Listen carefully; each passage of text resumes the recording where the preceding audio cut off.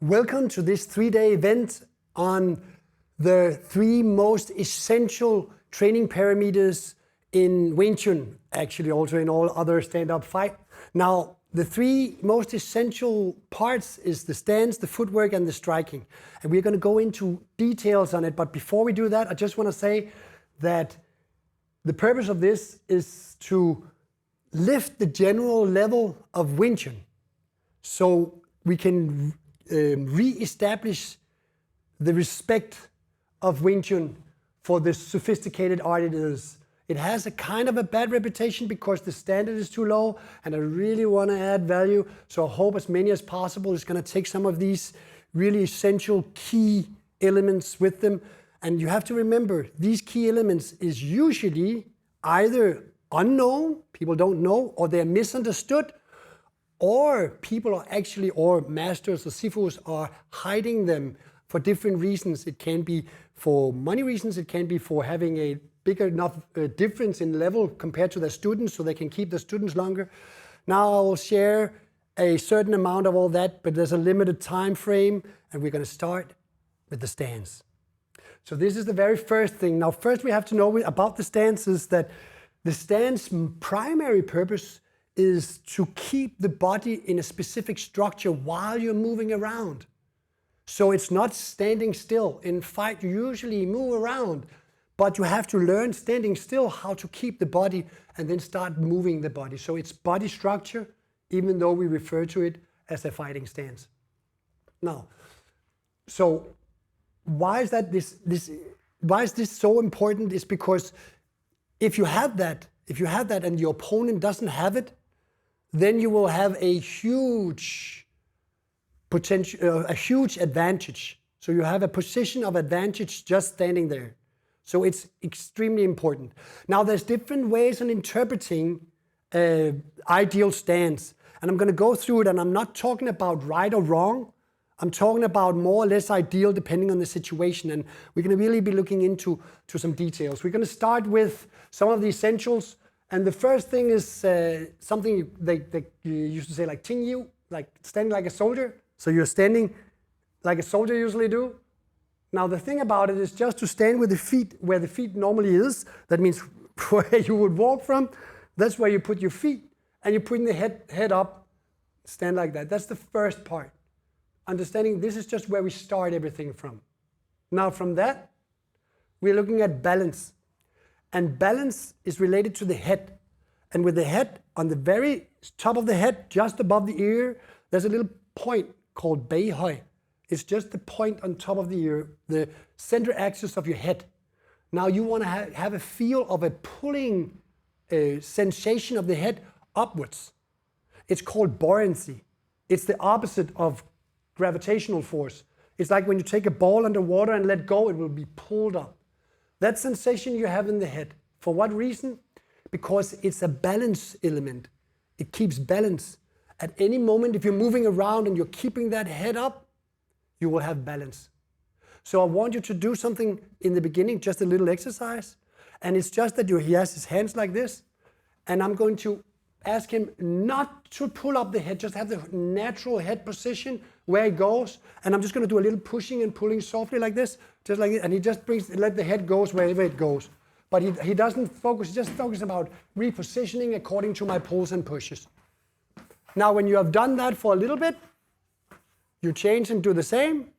And then he takes the head and he just have that lift up in the head. So when I do this, he will feel that he's constantly in balance. He's keeping a steady position of the body, and it doesn't matter, see, if he's kind of being pushed too much, he's still keeping that head. Pulling too much, he's still keeping that head because of that pull-up. So it's a balance mechanism. So if you get 2 and 2 together and get that sensation going, so I'm going to go around and take each one of you and do it with you. So just so you can see here, he has that without the pull-up, just a natural, like a fighting stance. And I'm doing this, and you're feeling what happens in the body. There's a little bit balance. You have that little bit of balance lack, feeling that it's kind of difficult. And then you just take the head, and you have that really lift. And I do the same thing. I pull you and push you. Try to see if I can find an angle to get you off balance. And because that head is constantly up, I can really actually not manipulate with your balance point. Yeah. So if you've done it without, just put that head on and put the head up and get that stability through the body. Just let him pull and push, pull and push. Doesn't matter what you do with your legs right now. You're just sensing this balance from the head being pulled to the sky. Relax, just a pull up through the head. Okay. I'm going over here. Can you take over here? Over here. Just head up. Just take the head up. Head up, head up, head up, head up. Keep the head up, keep the head up, keep the head up, keep the head up, keep the head up. Yeah, that's it. Can I go over here? Over there? Head up. Just keep that head up all the time. So it should be kind of relaxed, more relaxed, but the head is up, but the body is more relaxed. See, if you pull in me, or you pull, oh yeah, that's push. Yeah, his head is up, or if you push. Yeah, the thing, if you pull really hard or something, if the head is up, see, if you push really hard, or push, yeah, the head is up. See that? So the pulling and the push doesn't really matter. Doesn't really matter because you have that balance point. Okay, guys, enough on the balance. The next thing we are doing, that's the buoyancy. There's a little thing I want you to look at. It's one thing I want you to add. Now remember, the head is not a control of the body. It's just a balance point. The neck part of the spine is for moving the head, not the body. So this is balance. But if you want that balance to be connected with structure, you have to have a lift up from the top vertebra of the chest. Right? So I think it's the torcal, right? It's the cervical, the top one, yeah? Torcal, I think, okay. But you have it up here. You have a lift up through this point. If I put the head forward, look, can you see that point? That is C7. Yes. And when you have to lift up, because you have to remember, any kind of motion in the body here is related, connected in to this point. Like the shoulder belt is connected through that point. So that's a really important point to have a lift in. Okay, it's called butt buoy, that you have that elevated back, lift up in the back. Now you have the lift up in the back and the head, and you do the same thing as you did before. Try it out. Lift op i hovedet, og løfte det op i bagerste ryg. Don't get stiff. This should not be stiffening you. It should just stabilize you. So let the body be more fluent and natural. And don't make it too difficult for each other. Just get a little bit of pushing, pressure going.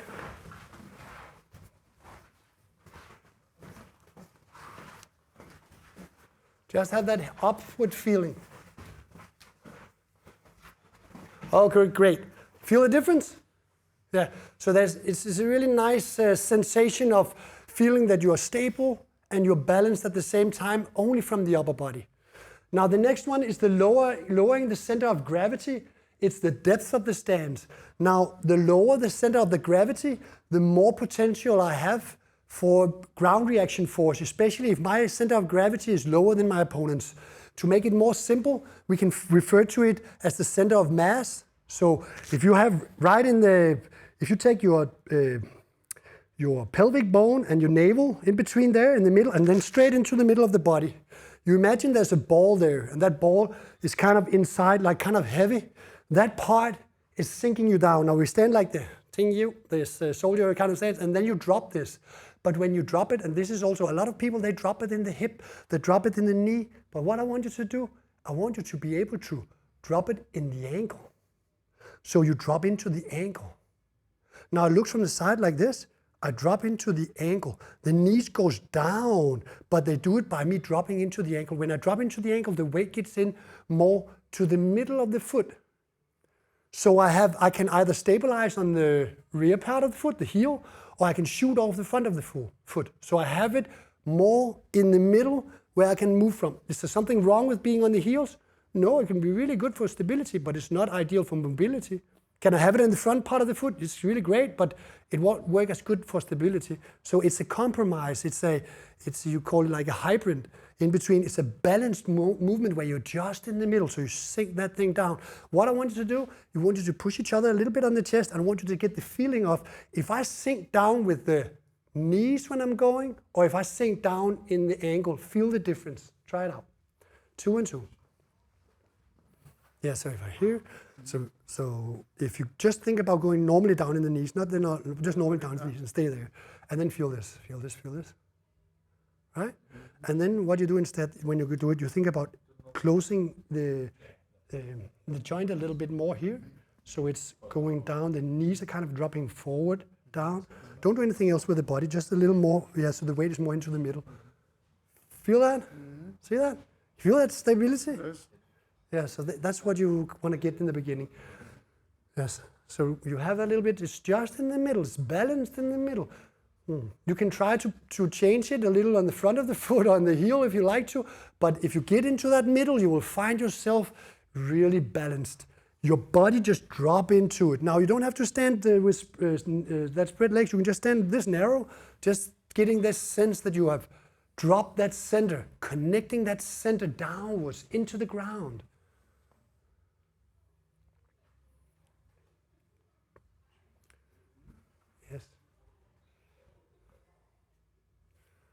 Yes. Not too tight. Just relax into it. That's it. Feel it? Okay. Yeah. So if you're coming here, you're just going normally down in your knees like you would probably normally do, and you get a little bit. Just hold it. Still stay stable. Still stay stable. Stay as stable as you can. And then think about you're dropping into the foot. There's more stability, right? There's more stability. Much more stability. Okay, guys, so lowering the center of gravity, that's it. Foot, the weight distribution is a little more in the middle. Of course, I can do different things with the feet. Now, the next one is the body-leg connection. And so, the body-leg connection, it is 2 things. The first thing is that you have this thing that you call sitting down. So you are actually, when you are lowering your center, you're dropping into the ankle, you are sitting down. Now, actually, it's more like the perineum right in between the anus and urinary ways that is dropping down because it's just your center dropping. But you're kind of, in the beginning, you can imagine your tailbone going into the ground. That will give you kind of the sense in the beginning. And then, so this is going down, and then your rib cage, that's the other part, has to drop a little bit in. Now, usually they call it hamho. That means like containable chest, or I think it would be better to say empty chest. So you empty your chest, it's flat. So the breath is more here, and this is empty. Now when this one becomes empty, you connect in the rib cage, and when the tailbone is down, you're flattening the lower back. Now, if it's a little difficult for you, it depends also on how the spine is, but the only thing that you actually do with it is that you imagine that if I'm doing it a little too much with a curved back. So if I do this, if I suck in the navel just for the feeling of it, see what I do with the lower back, and then I just relax the stomach again. But where I put my spine there, that's a neutral flat. It's not difficult, and from there I'm a lot more stable. Now, if I have this one a little forward, or I'm disconnecting here, or my tailbone is going a little back, then I will be unstable. So it's really important. But really understand this pelvic tilt is not forward like that. It's just rotating down. Imagine there was a line coming through my hip like this, and then when I'm coming down, I'm rotating. I'm not moving this one. I'm not moving this one. I'm just rotating around it, sinking that spine to the ground. So I want you to feel with it or without it.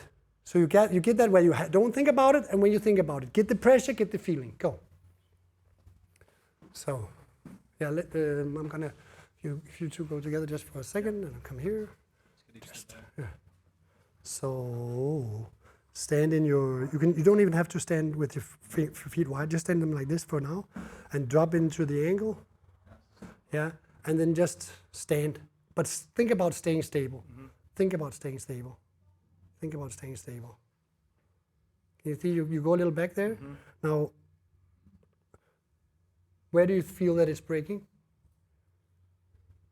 On my toes. It's breaking on the toes? Okay, then... Or yeah. the chest. More the chest, Yeah, okay. More the chest. Yeah. So what you do is you imagine this one just like drops down like, that's it. So this one flattens, right? And then you just drop the chest like, yeah, that's it. So you're kind of leaning into your weight is coming into your center. And you have that now. From there, I'll do the same thing.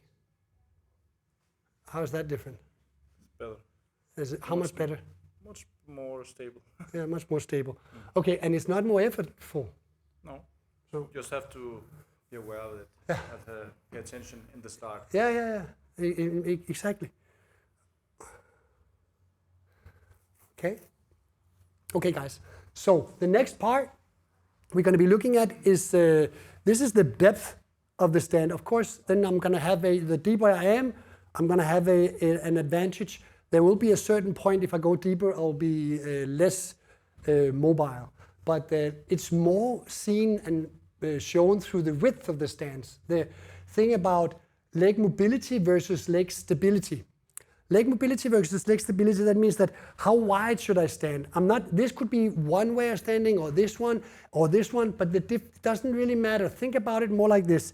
The broader my stand, the more power and stability I have, and I also have potentially more balance, and the more narrow I stand, I will be faster, I will be more agile. I can easier move from one leg to another. So that's an advantage.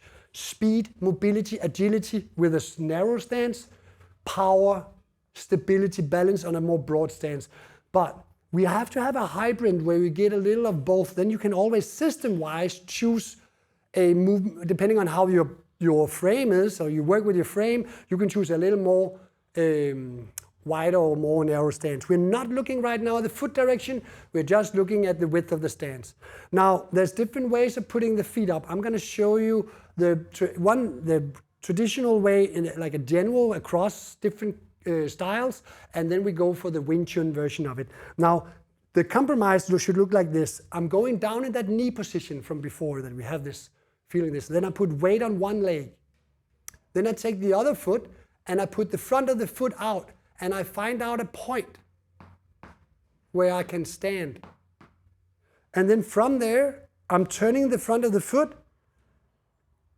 like this. Now it doesn't matter if I'm forward, I can have them like this. For now it's not, it's just the distance between the feet that's interesting. We're going to look at the direction later. Now the distance between the feet should be checked like this. We're going to be doing like this. He's going to be standing with the feet just shoulder wide. And I'm going to be standing with my feet just outside my shoulders, And he's going to stabilize, but not push into me. I'm going to put my hand here, and I'm going to be pushing, and he's just stabilizing. I'm not leaning, and he's going to have the sense that at a certain point, his body will tilt because he has a more narrow base of support. Now, if I go in for the shoulder wide, wide stand, and he's going out in the more broad stance, that's a very broad, but that's okay. Yeah. Then if I do this, and I push, and I push, and I push, then I won't be able to put power into that because his ability to put it down there. But if he took that foot and brought it a little more in here, then it's easier for me to move it. So just get that sense. If I'm standing at this distance, I'm just outside my shoulders. If I'm here, I'm just under the shoulders. A little thing more. If you put your foot here, anytime you need to shift, you can shift your weight so you are on one leg, right? So if I'm here, pop, I'm on one leg. I can also do this, pop, so I can get to one leg. This leg can easily move. But that's only because of that distance. The moment I'm a little wider, when I do this, I have to use a little bit of momentum to get on top of that foot. Because when I lean out to it, I'm not on top of it. I have to be here to be on top of it. So I rather want to have it. So when I do it, if I'm standing here, I have this distance, I can lean over, and now I'm on top of it. Bam. Right? So it's a hybrid. Feel it, try it out, get a little push into it. Yeah. Oh, we just did it. Yeah. Yeah. So yeah, that's the stable one, and the other one. But stabilize as much as in the body. Just get the sense. And a little wider. Yeah, exactly.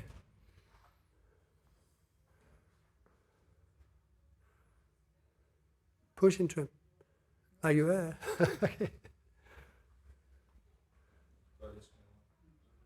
You can push yourself off him, right? And if you change, you come a little closer, change.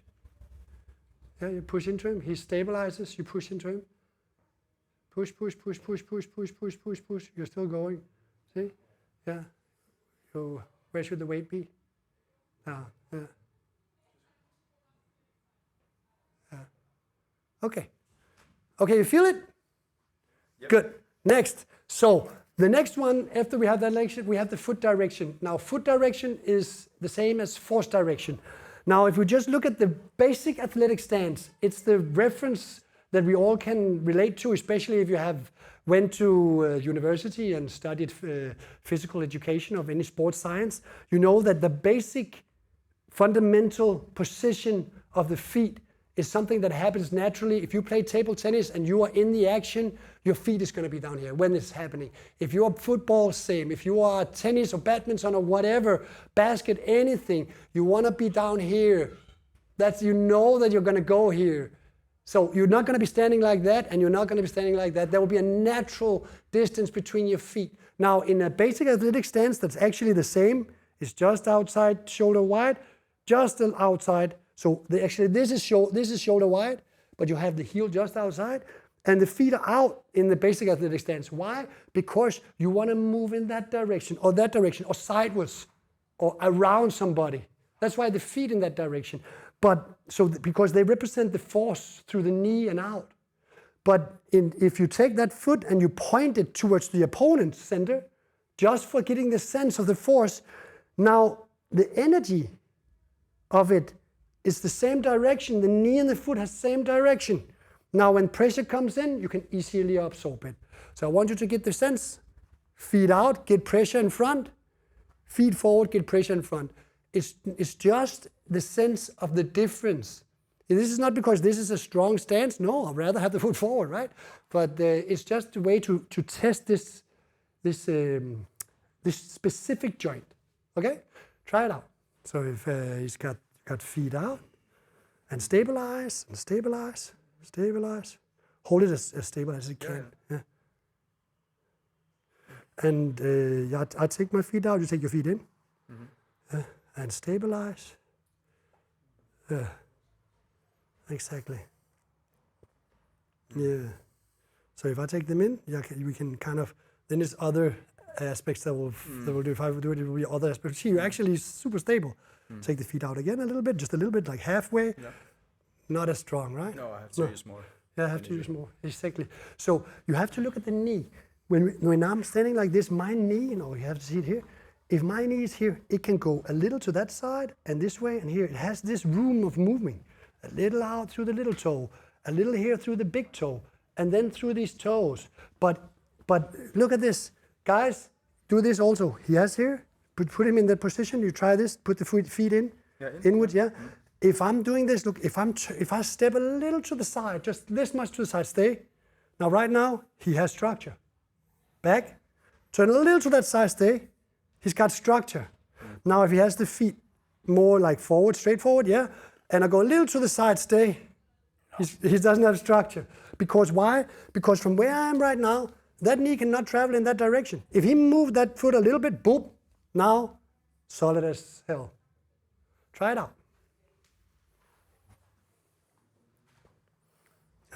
Bare lige mærke det.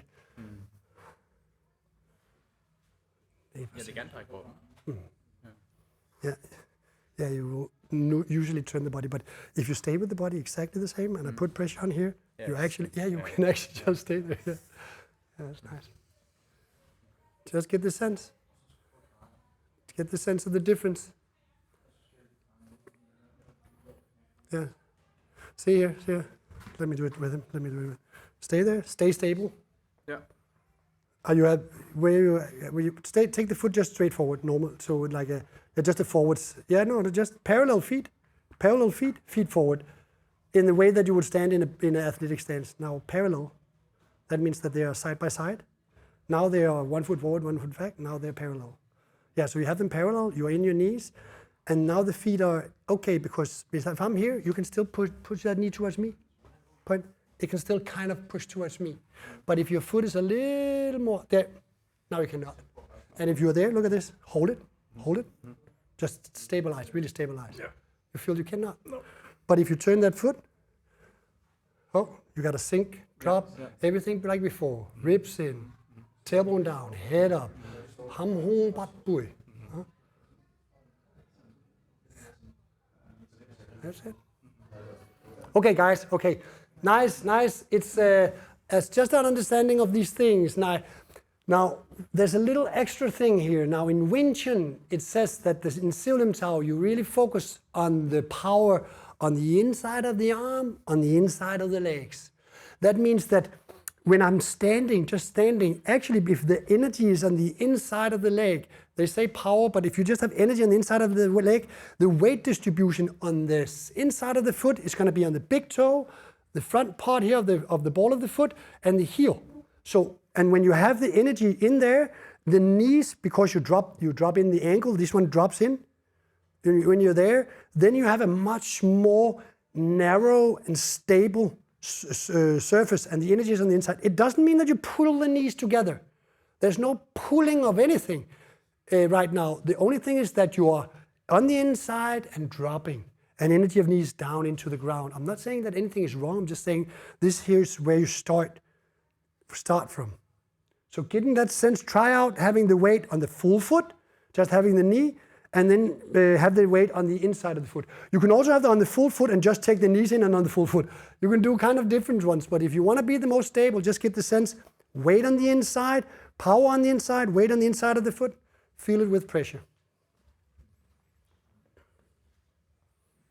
Yeah, so if you have pressure on, come a little away from the wall.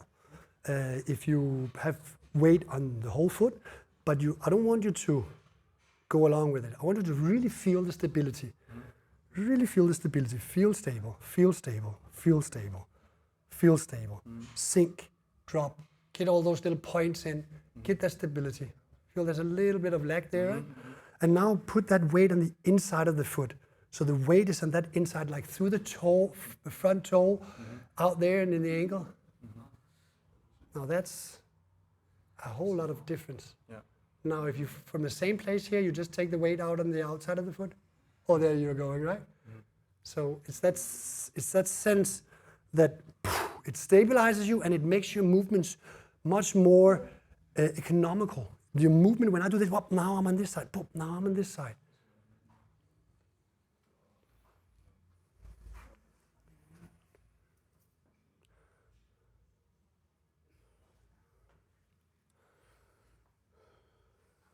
It's really important, is that something that all great Wing Chun grandmasters kind of say all the time, it's song or feng song, which means to relax. But it's not actually relaxing, it's not being tense, it's the difference. So no tension, but being alert in the body, but no tension, that means that you have the most power potential, because you have no tension there of any kind. Just alertness, but no tension. So you're just aware and no tension. The better you are, let it go of tension, the more potential power you have and the more ability to sense things you have. So it's extremely important. So you relax into it. There should be nothing stiff about it. Of course, when you're going through that many correction points, you're going to be a little stiff, and that's natural, and maybe a little tight, but that's also natural. The most important thing is actually only to integrate one of them at the time. It will take time. Now we are running through a lot of them. But yeah, we're running through a lot of them really quickly. But you need to work on each of them, just focusing on one at a time until you really feel it's naturally integrated. If you think about it, you haven't trained it enough. It should be a natural movement. It's called unconscious competence. It's when you don't have to use your head to do it. Only then are you actually ready to go on to the next level. That's it. Okay, next thing. The next thing that's really important is actually related to the shoulder joint. Now there's two things that I really want you to think about in the shoulder. There's actually more, but let's start with these two. The first thing is it's called dropping the shoulders. So if you're standing in your stance like this to start with right now, I just want you to hit the ceiling of dropping the shoulders. Dropping the shoulders. So it has to be up and then just, you really have to have a drop in the shoulder. That's really, really, really important. It is. The shoulders are down. And why do they need to be dropped? Yeah, I want you to get this feeling. If he stands stable as hell.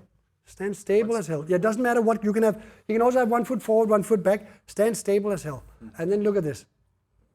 If his shoulders are dropped really heavy, down like this, and he really has that sense of down in the shoulders, he's like very, very stable. Very stable. It's almost impossible to tilt him. But if he lifts that shoulder just a little bit, that's it, then I can tilt him. Why? Because by lifting this using muscle that lifts up here, I disconnect this muscle from my body. This muscle, the wide back muscle called latissimus dorsi, this muscle is the only muscle that singly holds on to my arm, my shoulder blades, my spine, and my hip. So it's the stabilizer of my arm. It's so important. And the first thing I need to do is drop the shoulder. When I lift up the shoulder, I disconnect. So it's connecting my upper body and lower body by sinking. It's like putting a what do you call that when you put it in? Energy. You want to put this one in. I want to put the light in the light ball. Huh? Yeah. When I plug in, now I get a light. Plug in, I get a light. Plug in, I get a light. Plug out. You don't have any force. There's no energy. The energy is disconnected. Does that mean that you cannot do this? No, you can do that. It's not wrong. But you're not connected the same way as you are if you're having the shoulders down. So that's it. So you got to get that sense right now. Stand in your stable position. You can stand like 1 foot forward and 1 foot back, not so important. Put the hands under the elbows and feel the difference when he lifts a little bit, lifting the side, and he sinks the shoulders. The shoulders should not be pushed down. They should just be dropped. Don't force. Should be no force, right? It's about being untense. So no force. Just drop them. Feel it. 2 and 2. There you can just go.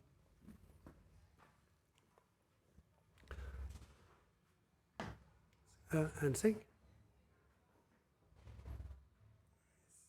Yep. Exactly. So if I just try it out here. Come over here. Bring in the elbows. Doesn't matter how you stand. Lift up the shoulders a little bit, but stay stable. Now find all these stability points in the body. Feel that stability, but keep the shoulders up. Stay stable. Don't let me push you. Even though I push you, don't let me. Stabilize, stabilize, stabilize. Just stabilize. Really stay. No. Then you drop the shoulders, just, yeah. And then you put up the hands and stabilize, stabilize, stabilize, stabilize. It's a lot better, right? Yeah. Okay, guys. Okay, I know it's a little quick run because time is passing by. I don't know why. The next thing we're going to look at, there's so many little things. This thing is called Mahjong. But actually what it is, it's just what? Yeah, see the armpit? I close the armpit. When I close the armpit, I connect the upper arm to my body. When I connect the my upper arm to my body, I become a unit with the arm to the body. So different interpretations of what they refer to it. Some call this lean leg, some call it different things, that you have that power from connecting in with your body when you have that elbow. Now this is typical for Silim Tao and not Tam Kyu, where you have the elbows. They're more down, forward and out. Where in Silim Tao they are connecting into the body like this. Because we are using here more ground reaction force, and in Tam Kyu there's a little more gravitational force. So the idea is that whenever you have the armpits closed and you have that dropping of the shoulders, that's the first thing. dropping up the shoulders, armpit closed. That is also anything, the movement I do, as long as I keep the armpit closed, then it's connected. Try it out. So you should feel the difference if you do it with the armpits not closed and the armpits closed. So you get that sense, the difference between armpit open or closed. So if you have the dropping the shoulders, but keeping them a little open, but still stay stable, not like following along with me, because I'm really find it as stabilize the way you find yourself the most stable, and then feel this. So just stabilize through the body, stabilize. Little difficult, right? Now close the armpits, but keep still the shoulders down, and then I do the same. Yeah, see, there's like no way, I cannot even turn you, right? But the moment you take that elbow out in the way, there it goes, right? So getting that sense, man, boom, oh, I'm stable as hell. Oh, just stable as a rock. Okay. Very stable. No tilting of the shoulders is really important. If you tilt like this one goes up, you will be weak on that side. So no tilting. You're dropping, but no tilting. Elbows in, that's where the power begins. On the close distance. Okay, so the last thing we're going to be doing of this today, because there's a lot of aspects we can look at, but I'm going to add the little last thing. It's this really interesting thing, which is the last one. Of course, you want the elbows connected to the ground. Usually you say tamjan, which means to sink the elbow, or they call it jan dai lik, like a low elbow force. But the idea is just that the elbows it's not pushing, it's just thumb is just sinking. So it's just this sense, like almost like there was a nerve thread connecting that elbow with the ground. Now it's not the ground here, it's the ground in front of you. The ground in front of you. So and in front of you, that means still it's not outside your own base of support. It's inside your base of support, but connecting down. Now, if he connects it down, and I push into it, and he just thinks down. It comes super strong, because when I push in, he just take that force down. If he doesn't push it down and just push it into me. See? Just push into me. Okay, and then push down. That's it. I want you to get that sense. Try it out. The difference, if your elbow is just going down, not forward, this is one of the most essential things. This Jan Dai leg, this low elbow force, is actually something that most southern Chinese Kung Fu masters have referred to, but actually very few of them actually have it. Well, it's not true. There's a lot that has, but there's also a lot that hasn't. And most student really doesn't have it. Doesn't mean that they don't have an elbow down, but that's not the issue. It's the connection down that's important. It's the idea that power forward is coming from your center. And the power also from your rotation and your body. The elbow, you're not pushing with the arms, you're connecting down with the elbows. That's the whole essence. And that's in your defense and in your offense. This downwards connection with the elbows is it. When you really get that, of course, also the closed armpits, dropping the shoulder, that's it. Bat bui, ham hong. You want to have it all. You want to have it all. Okay, guys. So this is it. So anytime then we have to move from there, everything is connecting into the opponent's central line. Some call it center line, some call it core line, but it's just a line running from the top middle of your head, just above your ears, straight down through your center and down out through your perineum, through the center of your mass of the body. So this is theme 1. This is day 1. We are going to go soon on to day 2. But right now, for now, this is it. I hope you will take these small essential ideas and practice them and get them really underneath your skin. And then I'm looking forward to when you have that, it's actually tomorrow, and you have to be able to work with it. Really work with it as much as possible today, because tomorrow, next theme, we're building on top of this. See you tomorrow.